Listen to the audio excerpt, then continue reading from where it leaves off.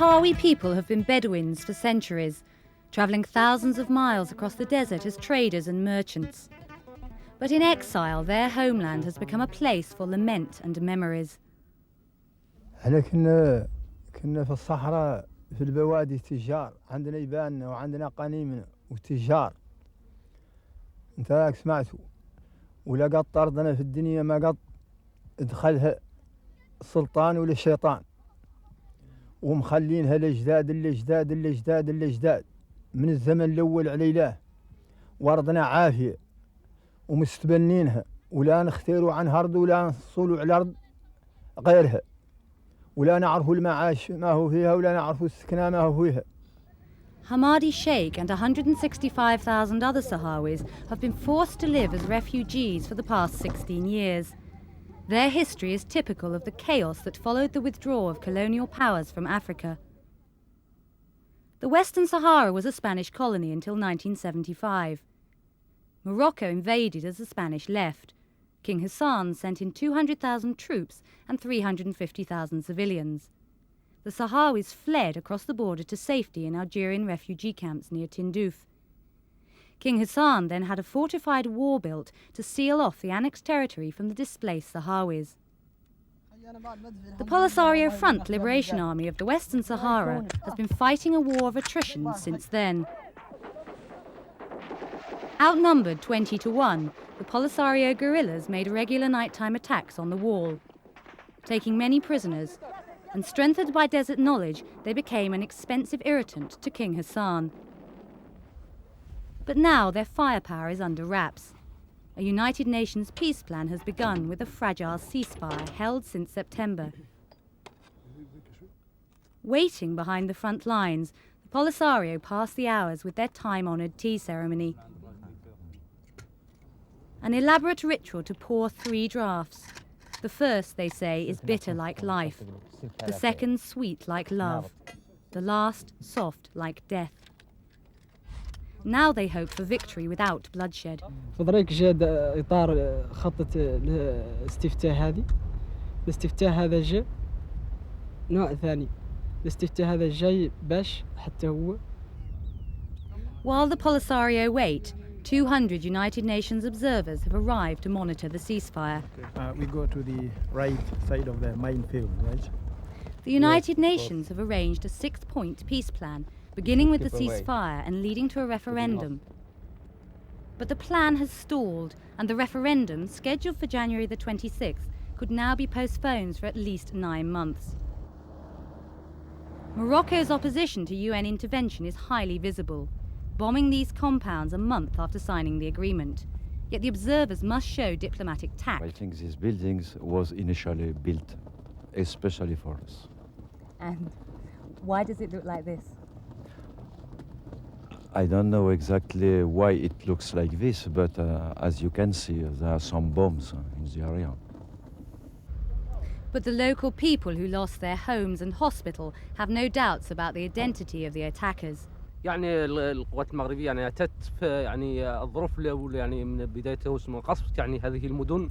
هذا المركز يعني اللي كان محضر لأبناء الأمم المتحدة من أجل الراحة والاطمئنان، قد دمروه. القوات دمرت القوات المغربية من أجل عرقلة مصير السلام الذي تقوم به هيئة الأمم المتحدة والمنتظم الدولي. The Polisario claim many civilians were injured in the bombing.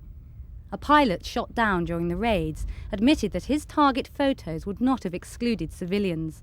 You cannot see people in the photos because the photos are taken very high, from high altitude.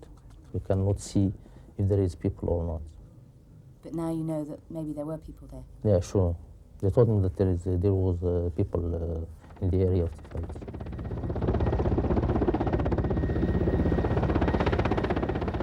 On both sides of the wall, UN monitors are flying in to register each person who is eligible to vote. Initially, both sides accepted a list of 74,000 names. However, Morocco is now demanding that an extra 120,000 people are included in the referendum. This is the current sticking point, and no amount of airlifted filing cabinets will ease this administrative headache or speed an agreement.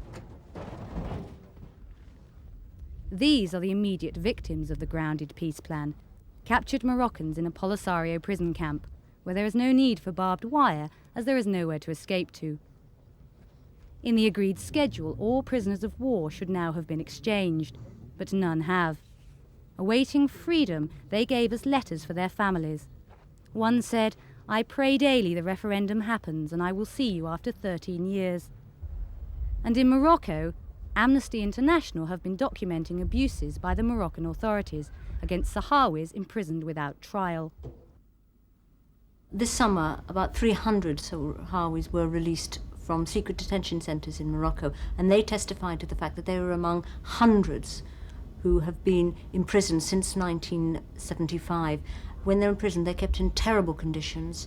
During the first year at one detention centre, they're kept blindfolded and handcuffed. They're kept on stone floors, they're not given any blankets. As a result, they suffer from very bad rheumatism. Some people are crippled, they're paralysed, some people have gone blind, some people are insane, and others have died because of the conditions they're kept under. But in the refugee camps, for the new generation of Sahrawi children born here, the only playground they know is barren wasteland. It's only in the classroom they can learn about the homeland they have never seen.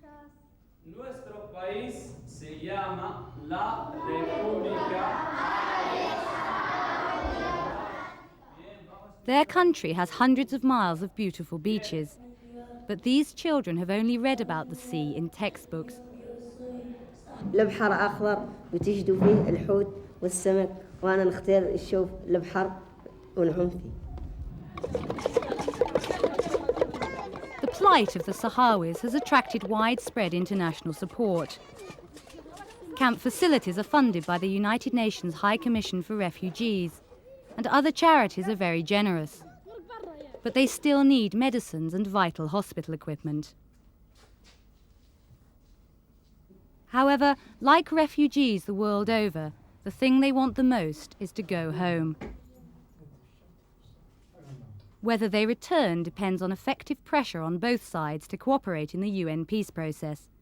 Polisario claim Morocco are trying to sabotage the referendum. Morocco deny this. Morocco is looking for a referendum that all the countries in the world recognize its frontiers. And we want to see peace there. And Morocco asked for the referendum from the beginning. And now Morocco is cooperating with the UN, respecting the ceasefire, and cooperating fully with the UN military observers. In the desert, the waiting game goes on. Waiting for agreement at the UN, waiting for the referendum, and waiting to go home.